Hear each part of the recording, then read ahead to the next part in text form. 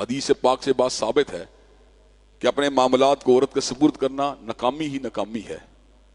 کسی حلقے کی قیادت بھی عورت کے سپرد کرنا یہ کامیابی کی علامت نہیں، کجا یہ کسی صوبے یا پورے ملک کی یا اس کے حوالے کر دی جائے.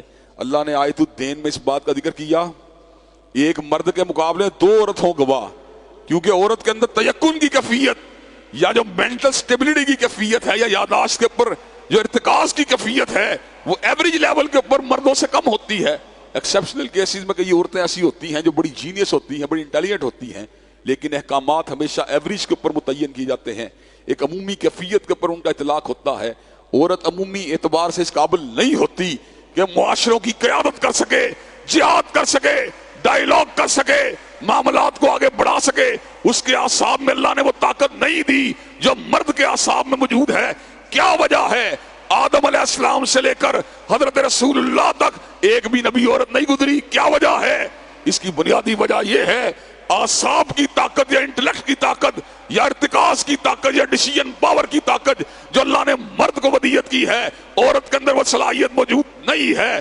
اس کی مینٹل کیمسٹری، اس کے اعصاب، اس کی فزیکل قوت، اس کی ڈیسیژن پاور، اس کا انٹلیکٹ مردوں کے مقابلے کمزور ہوتا ہے. لیکن دکھ کی بات یہ ہے کہ پاکستان مسلم لیگ جو مولویوں کی بہت بڑی تعداد کی پسندیدہ تنظیم ہے، اس نے پنجاب کی وزارت اعلیٰ کے لیے مریم نواز کو وزیر اعلیٰ کے طور پر مقرر کیا ہے، اور کئی نام نہاد مولوی اس وقت اس کی توجیحات پیش کرنے کے اندر مصروف ہیں.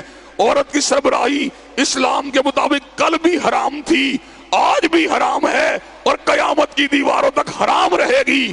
ساری دنیا کے ملا اس کی حمایت کے اندر اپنے فتوے کو صادر کر دیں، انشاءاللہ ہم ڈٹ کے مقابلہ کرتے رہیں گے. انشاءاللہ ہم نے پہلے بھی کہا تھا اور آج بھی کہتے ہیں، تحریک انصاف کا منشور اور مسلم لیگ کا منشور اس ملک کی بقا اور ترقی کی ضمانت نہیں بن سکتا.